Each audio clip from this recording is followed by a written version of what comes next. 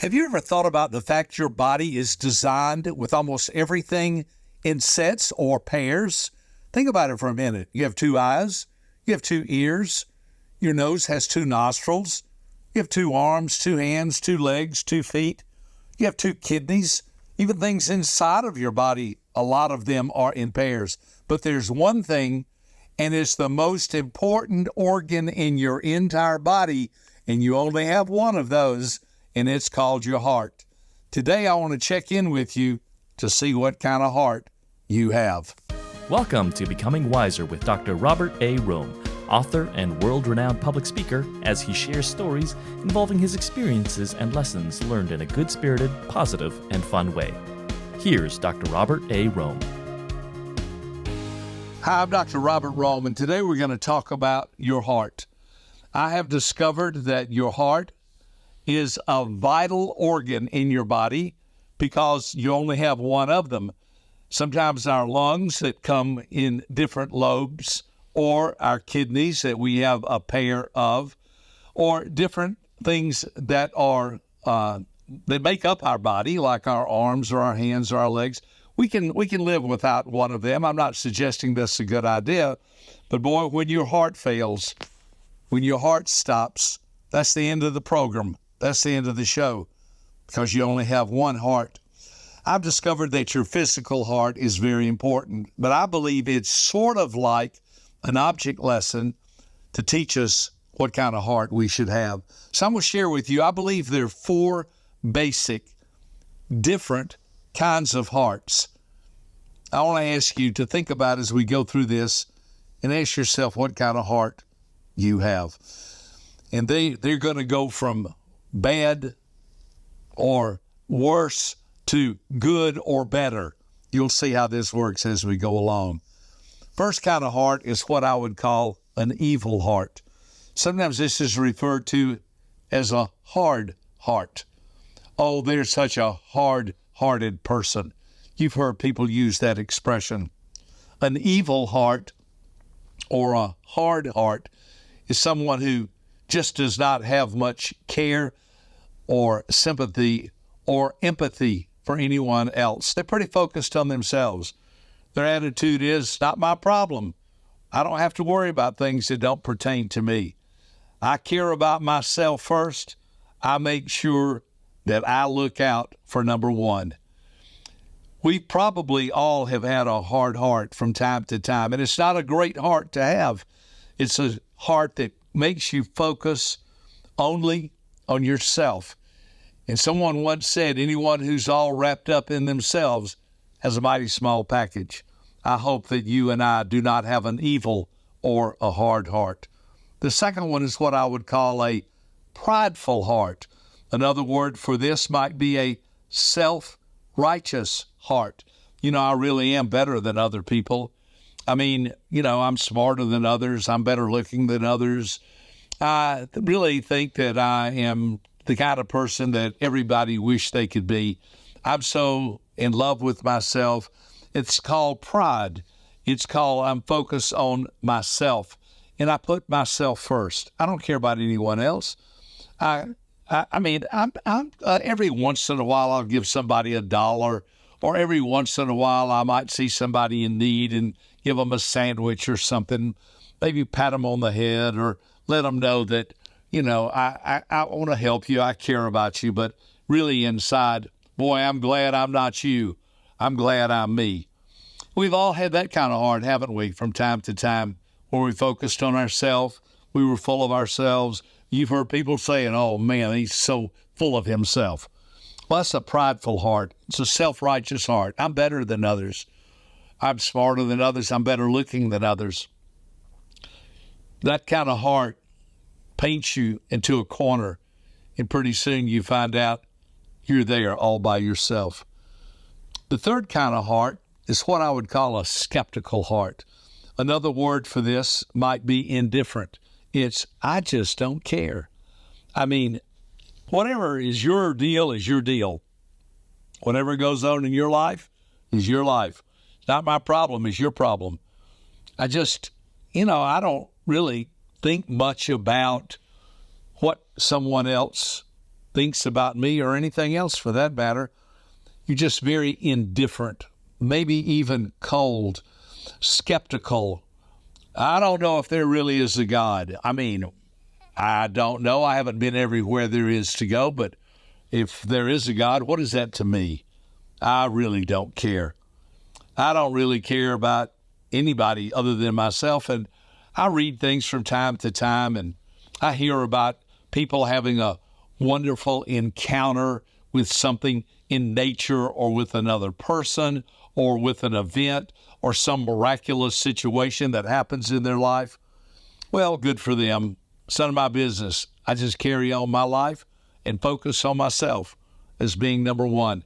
And I really don't spend much time thinking about anybody else or their problems. And if they do tell me about something wonderful that happened, my attitude is, well, good for you. That's fine. And you sort of live with this attitude of indifference or skepticism. But then there's one other kind of heart. And by the way, I believe we've all had that kind of heart from time to time where we hear of someone's good fortune, and instead of being happy for them, we might feel a little jealousy. Well, they didn't deserve that. I deserved that. And I don't even know why that happened to them. That should have happened for me. Well, that's just the nature of the way sometimes our heart plays out. But then there's the fourth heart. And this is the one I hope that you have and that I have. I call this a warm heart, a good heart, a soft heart. This is a tender heart. All these words are meaning the same kind of, it's a heart that's generous. It's a heart that cares about other people, about other situations, about the happiness in other people's lives. It's a helpful heart. It's one that can listen and can care and is good and is soft and tender. It's one, you've heard people use these words, oh, they're so tender-hearted. I don't mean you're a sucker. I don't mean you're a pushover, but you just have a good heart. You have a warm heart. You care. And you genuinely, when people talk to you, you look at them in the eye and you make noises to let them know you're listening to them. Wow. You have a good heart. You know, I think that all of us from time to time, whether it's a family member or with one of our friends or someone we meet, we demonstrate a warm heart or a good heart towards that person. That's a wonderful thing. I don't know what your situation is, but I would always pray for you and encourage you to have a warm, tender heart. Do you know what my prayer is for my 4 daughters and for my wife and for my 6 grandkids and for you? It's the same one I pray for me. God, I pray that I would have a warm and tender heart towards you. You see, God loves the world. God cares about people. We should too.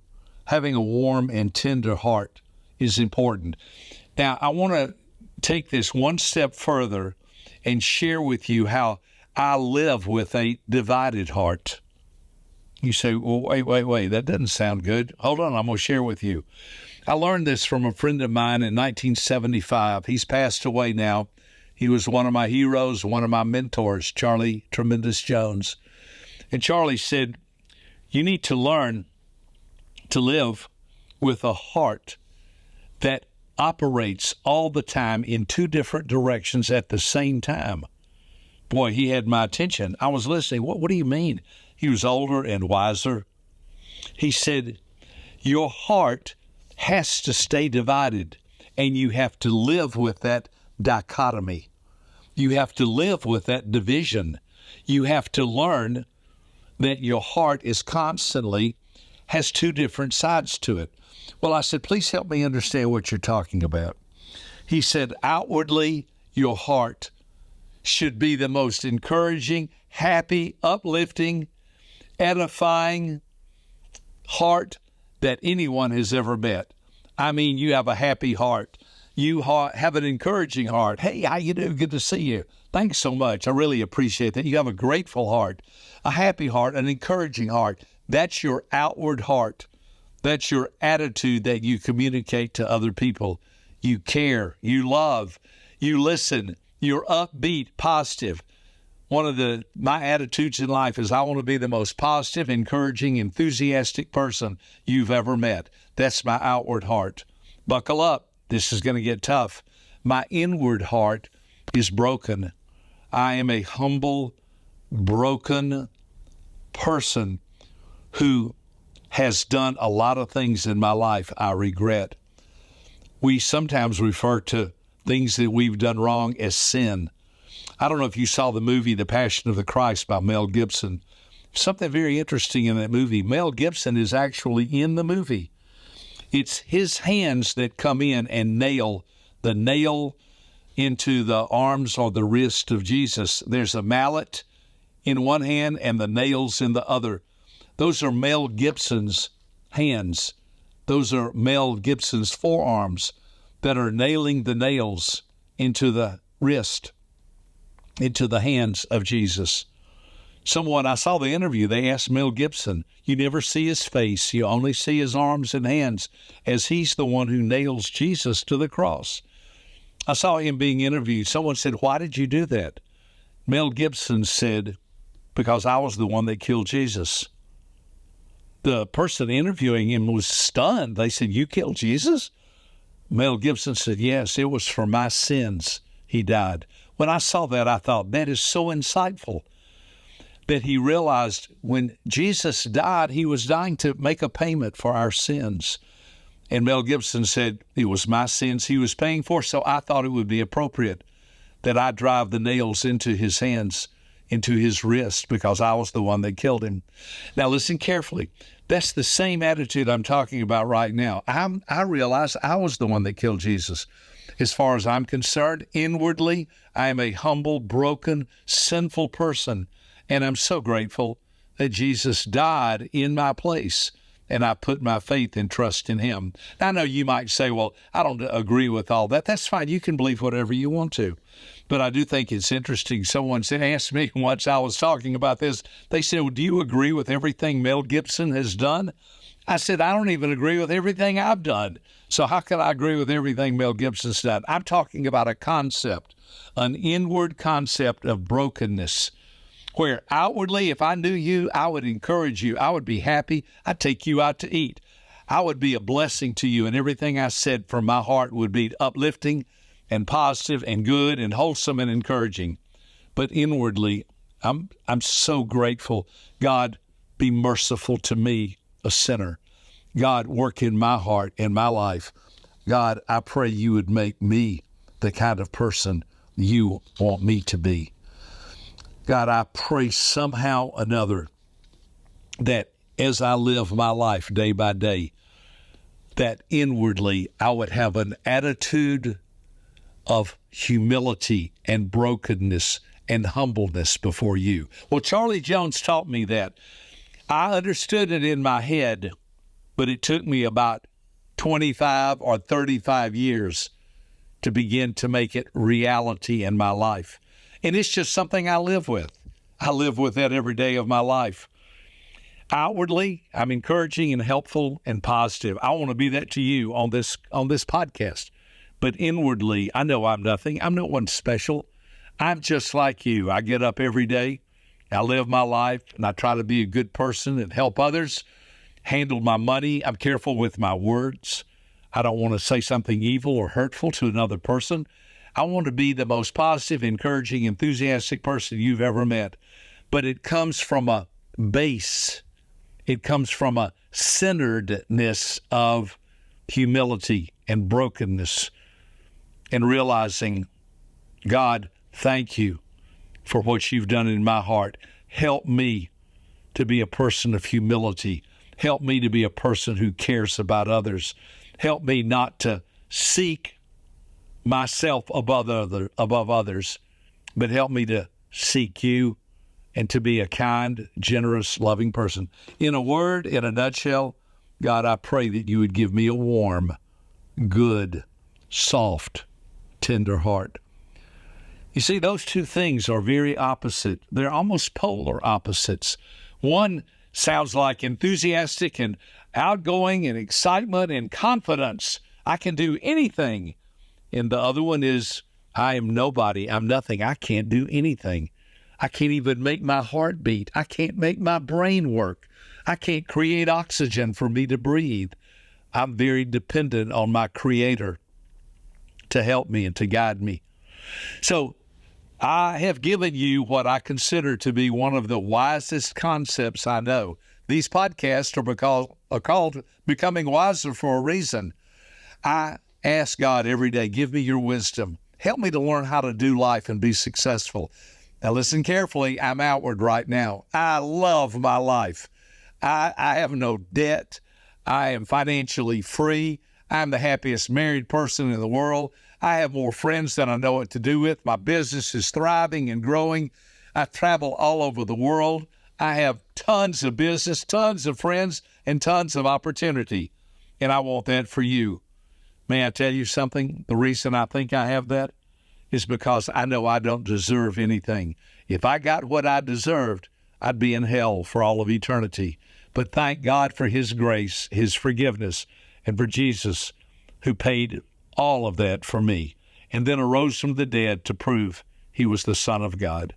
I hope this podcast has been helpful. I hope you'll begin to ask yourself. It takes practice to learn how to do this. Outwardly, you're one way, and inwardly, you're the other way. However, they're not in competition with each other. They're not in contradiction with each other. They're in companionship with each other. Both are important. Learn to work on both aspects, and you'll be glad you did. I'm Dr. Robert Rohm, President of Personality Insights. Hope you've enjoyed this podcast. I look forward to another one real soon. Until then, I hope everything in your life goes well and you learn how to balance these two truths. Take care. God bless you. Bye-bye. For more information about this podcast, please visit www.becomingwiserpodcast.com.